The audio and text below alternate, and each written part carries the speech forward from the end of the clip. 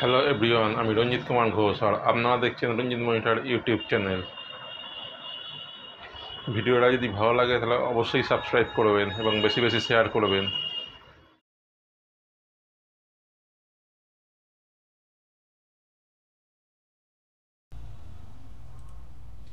বিলবোর্ডে এরকম ফ্লেক্স বা ব্যানার কীভাবে সেট করতে হয় চলুন দেখা যাক।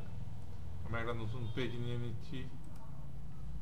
নেওয়ার পর ফাইলে গিয়ে ইম্পোর্টে ক্লিক করছি। করার পর বিলবোর্ড একটা নিয়ে নিচ্ছি।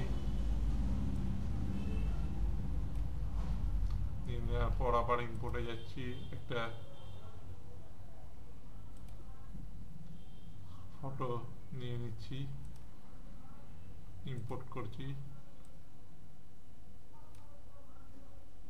করার পর এটা যখন করবো তখন অ্যাড পার্সপেক্টিভ এটা ইনঅ্যাক্টিভ দেখাচ্ছে। এটা অ্যাক্টিভ করার জন্য বিটম্যাপে কনভার্ট টু বিটম্যাপ করা হলো। করার পর আবার বিটম্যাপে গিয়ে কুইক ট্রেস করে হাই কোয়ালিটি ইমেজ করতে হবে। তারপর হাই কোয়ালিটি ইমেজ তৈরি হয়ে যাচ্ছে,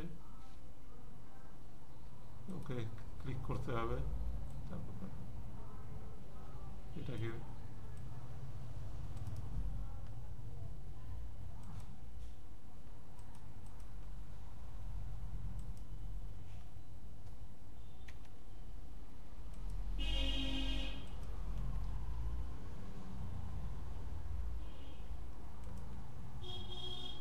ইম্পোর্টে ক্লিক করছি। করার পর ওটা হচ্ছে না, তো আমি এটা নিয়ে আসছি। ইম্পোর্টে ক্লিক করলাম, করার পর হয়ে গেল। এটা যখন আমি এফেক্টে যাচ্ছি অ্যাড পার্সপেক্টিভ তখন ইনঅ্যাক্টিভ দেখাচ্ছে। এটাকে অ্যাক্টিভ করার জন্য বিট ম্যাপে গিয়ে কনভার্ট টু বিট ম্যাপ করতে হবে, তারপর ওকে করতে হবে। এটা বিট ম্যাপটি হয়ে গেল। আবার বিট ম্যাপে ক্লিক করলে আউটলাইন টেস্ট ক্লিক করে হাই কোয়ালিটি ইমেজ করতে হবে। করার পর এটা হাই কোয়ালিটি ইমেজ হচ্ছে।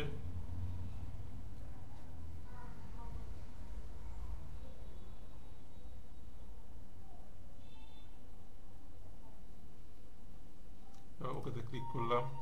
করার পর এটাকে এদিকে নিয়ে এলাম।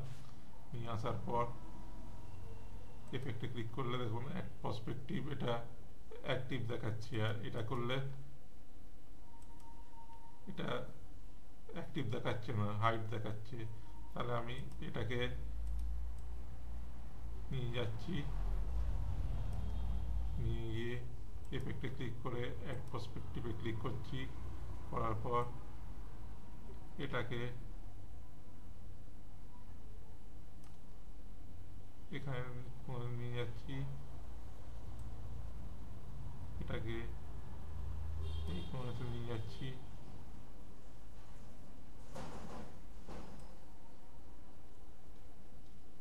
এটাকে এই কোণাতে নিয়ে যাচ্ছি, এটাকে এইখানে নিয়ে যাচ্ছি।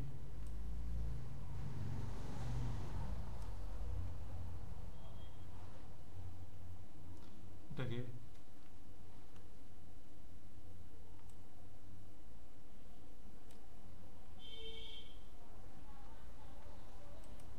দেখুন এইভাবে কোনো ব্যানার বা ফ্লেক্সকে বিলবোর্ডে এরমভাবে এক পার্সপেক্টিভ করে করতে হয়। ভিডিওটি যদি ভালো লাগে অবশ্যই শেয়ার এবং সাবস্ক্রাইব করবেন।